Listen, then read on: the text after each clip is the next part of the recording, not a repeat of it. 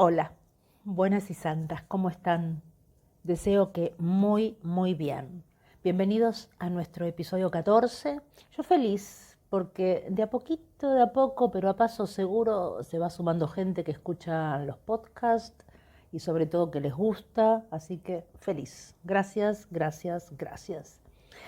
En este episodio voy a volver a Turquía, pero esta vez para contarles el otro lado de mi estadía y cómo me sentí por primera vez en mi vida viviendo en un país propenso a los terremotos, con guerras en países vecinos y sobre todo estar tan cerca cuando se desencadena la guerra de Rusia y Ucrania.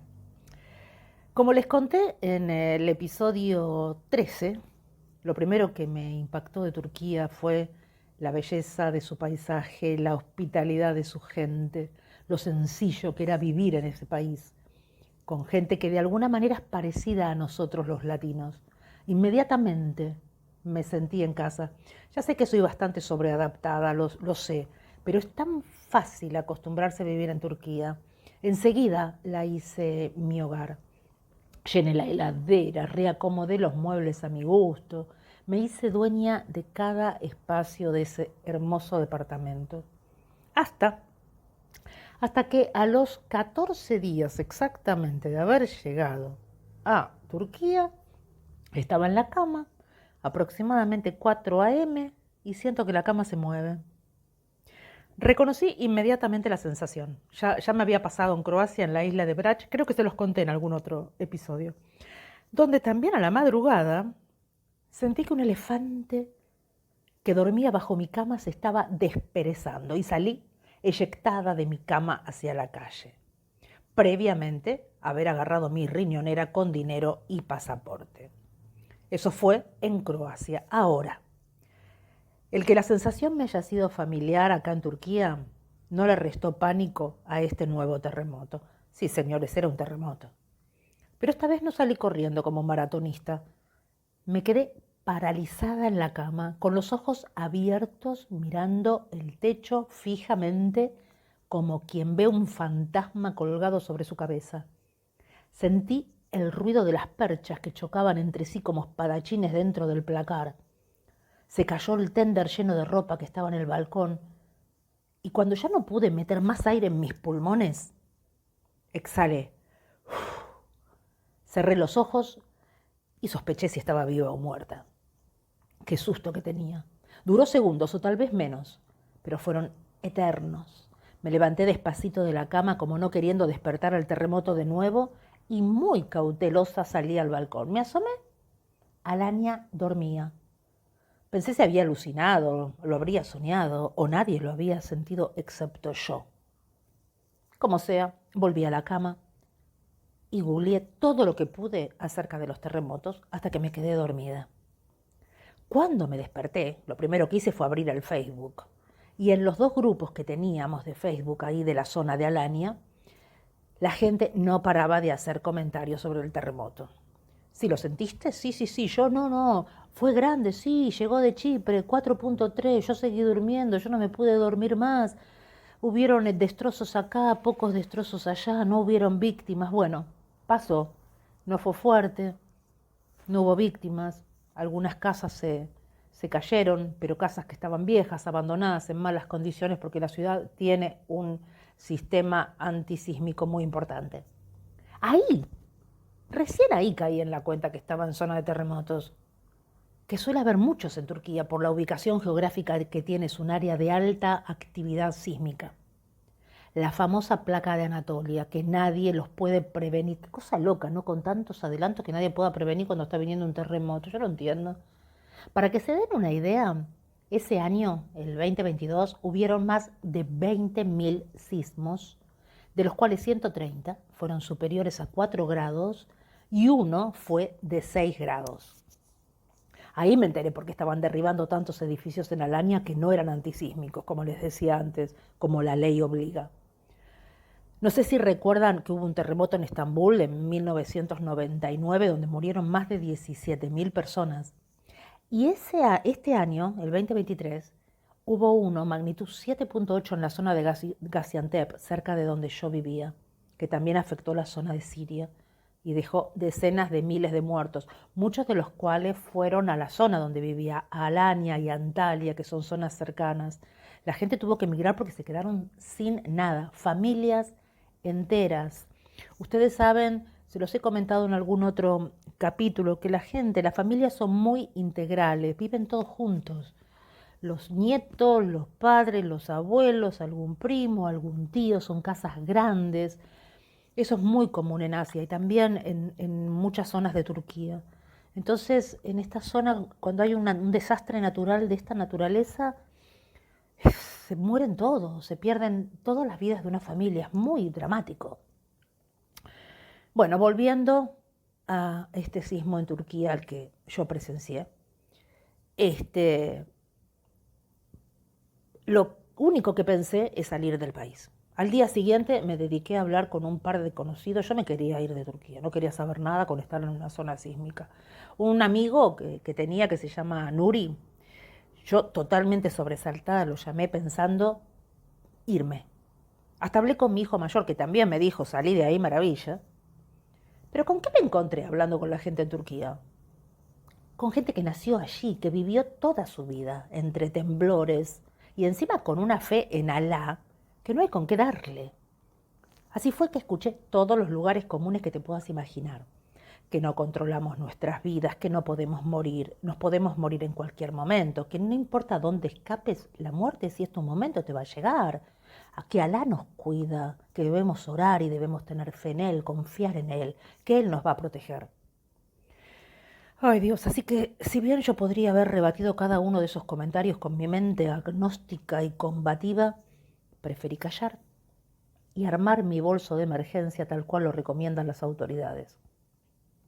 Así que, Google mediante, averigüé todo lo que hay que poner en el bolso de emergencia. Y al lado de la puerta de entrada, o salida en este caso, puse una mochila con 2 mudas de ropa, primeros auxilios, analgésicos, curitas, desinfectantes, un poco de dinero en cash, mi pasaporte, agua, snacks y abrigo. El problema fue que el tiempo fue pasando, no hubieron terremotos inmediatamente, entonces cada vez que yo salía de la casa y veía ese bolso recordaba que en cualquier momento podía temblar todo y capaz me moría. Así que, ¿qué hice? Guardé el bolso en el placar, así no lo veía más, porque ya me estaba sugestionando. Cuesta sacarse ese estrés y esa impresión después que pasa un terremoto, por lo menos en mi caso. Pero además tomé otro recaudo. Llené mi cama de almohadas y almohadones. Total, era una cama grande y yo dormía solita. Porque leí, el tío Google me dijo, que a veces es al pedo salir corriendo, que es mejor quedarse donde uno está. Y en ese caso, encomendarse a Alá, por supuesto.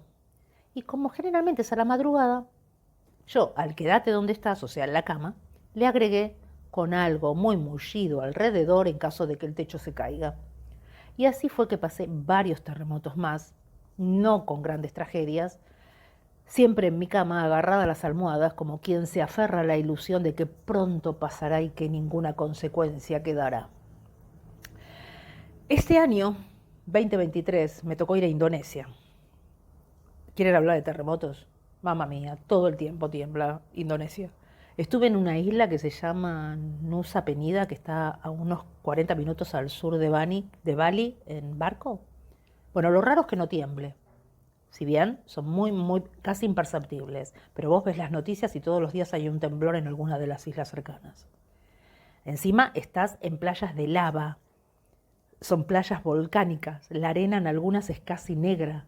O sea, estuve cerca de un mes viviendo en una playa volcánica, que son volcanes inactivos, activos, qué sé yo. Hay que vivir ahí, ¿eh? Hay algo notable en la psiquis humana y que por supuesto hace que sigamos con nuestras vidas como si nada y no estemos traumatizados todo el tiempo, que se llama represión. Amo la represión. Gracias, represión, por existir y hacerme olvidar que vivo en zonas de sismos, que vivo arriba de una playa volcánica, como hacemos millones de personas en el mundo que vivimos en zonas de terremotos, vivitos y felices. Gracias por hacer que me olvide que en cualquier momento la tierra puede abrirse y engullirme. Bienvenida negación. Por favor, no crean que estoy mal de la cabeza, pero déjenme decirles que también tiene algo que me inquieta del terremoto, porque es una sensación tan única, es muy difícil de, de describir, son unas cosquillas en el cuerpo, es como un mareo muy imperceptible casi, es una sensación única que apenas puedo describir, pero que me da mucha curiosidad, porque no se parece a nada. Porque claro, es la Tierra la que se está moviendo. ¿Entienden lo flashero que es eso? Que la Tierra está bien, sí, estamos en movimiento, ya sé, pero que se mueva de esta manera, ¿no? Por supuesto, cuando uno lo puede contar al día siguiente, ¿no? Si no, no estaríamos hablando de esto. Cuestión que mi vida continuó hermosa en Turquía, una vez superada la sorpresa de vivir en zona sísmica y una vez tomada la decisión de seguir viviendo en Turquía y haciendo mi vida como si nada. ¿Hasta qué? Hasta que un día, precisamente el 24 de febrero del 2022, Putin no tuvo la mejor idea que invadir Ucrania. O sea, yo llegué el 28 de diciembre del 2021, tuve el primer terremoto al mes y a los 2 meses una guerra a la vuelta de la esquina. A ver, para mí, que viví siempre en Argentina, donde la única referencia de terremoto fue una réplica de uno en San Juan que ni me mosqueó, y tuvimos, sí, la guerra de Malvinas y un atentado de la AMIA que enlutó a mi país. Pero estamos por lo general lejísimos de las zonas de conflicto. Los vemos por televisión. Para mí, repito, tener una guerra a 2000 kilómetros era una tragedia, una sensación muy loca. Pánico. Estaba metida con las noticias, con la CNN en español, en inglés, con las redes sociales, todo el tiempo. Eso también te interna la cabeza porque tantas especulaciones que te vuelven loco. Y otra vez caí en la cuenta de dónde estaba viviendo. No sé si se acuerdan, pero los primeros meses el mundo se debatía sobre si Putin iba a apretar el tan mentado botón rojo y todos estallábamos por el aire. El otro debate era quién apoyaría a China y como se la veía cada vez más cerca de Rusia, yo dije, bueno, nuestro destino está cantado. Pero a todo esto me tocó vivir en un país cuyo presidente Erdogan tiene un papel muy importante.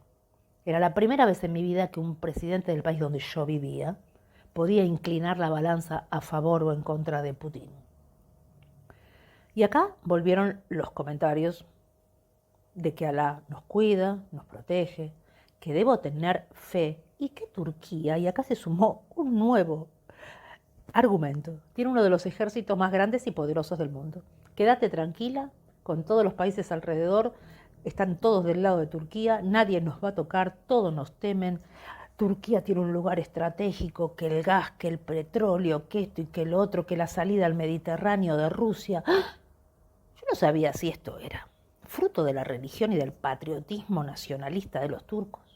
Así que nuevamente le pregunté al tío Google y me dijo que efectivamente el ejército turco es el segundo más grande de la OTAN y sus fuerzas armadas ocupan el 6.º lugar en el mundo. Así que yo me quedé como un poco más tranquila. Debo ser sincera, que estar en un país con un ejército que pensás que te puede proteger y con una posición en el mundo que hace que no muchos se quieran enemistar contigo, es una posición bastante buena cuando tenés todas las de perder, ¿no? De hecho, el presidente turco, que de tonto no tiene nada, se mantuvo con una neutralidad asombrosa, considerando la alianza que tiene con Rusia. Pero en esta prefirió hablar poco y demostrar una cintura única. Sabe el peso que tiene en la región y que no quiere generar enojo ni de la OTAN ni de Rusia. Y ya que estaba poniéndome a tiro con la política internacional, me enteré del problema que tienen los turcos con los kurdos, los conflictos que tienen con los sirios, las tensiones que tienen con Grecia, los atentados que son muy frecuentes. De hecho, mientras yo estaba allá, hubo un atentado en Estambul, en noviembre del 2022, que lo viví con una tristeza tremenda. Yo había estado en esas calles, en ese lugar donde explotó esa bomba, hacía pocos meses. Pero más allá de todas estas digresiones políticas, el tema es cómo sentirse seguro en un lugar donde el conflicto bélico es una realidad constante, una amenaza constante. ¿Cómo entender cómo esta gente vive tan pancha su vida? ¿Será que viven tan panchos? Porque la gente, a pesar de las amenazas de terremotos y de vivir en una región con conflictos políticos, tienen una confianza increíble. Me di cuenta que este país, a lo largo de toda su historia, se han forjado y han enfrentado y superado tantos desafíos que se han forjado como una nación muy fuerte. La solidaridad y la fortaleza de la comunidad turca es impresionante. Hay gente que está acostumbrada a vivir en un entorno donde la incertidumbre es una constante. Y eso los ha unido de una manera excepcional. Lo ves cómo se ayudan, cómo se apoyan en momentos de crisis, como ser en el último terremoto que les dije que estuvo cerca de donde yo vivía. Y otra cosa que los ayuda mucho es el patriotismo que tienen. Tienen un líder, Atatürk, que ese líder tuvo un papel fundamental en la identidad nacional turca. Y el amor que tiene el pueblo por él lo supera en el tiempo. Solo lo comparo con Ho Chi Minh en Vietnam. Es de ese nivel de liderazgo. Monumentos por todos lados, calles, se lo conmemora todo el tiempo. Y otro detalle son las banderas en casas, en edificios públicos. Es un paisaje cotidiano. No son cosas de ceremonias o fechas especiales. Siempre hay banderas turcas por todos lados, en las puertas de las casas, en los negocios, en las oficinas públicas.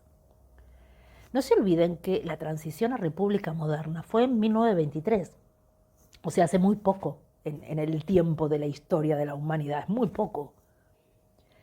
Eso fomentó un sentido de unidad y de orgullo en torno a la nueva nación que los hace patriotas en todo el sentido de la palabra.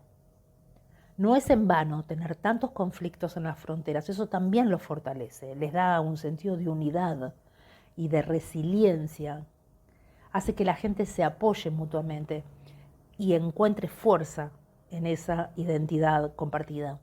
Y así yo lo entendí, y así lo hice propio, entendiendo dónde estaba y un poco descansando en esa gente que de alguna manera me cuidaba, dándome ánimo, explicándome la situación geopolítica, pidiéndome que no me fuera del país, que todo iba a estar bien, que huir no cambia nada. Y es así. No importa si te apoyas en la religión, en los gobernantes, en vos mismo.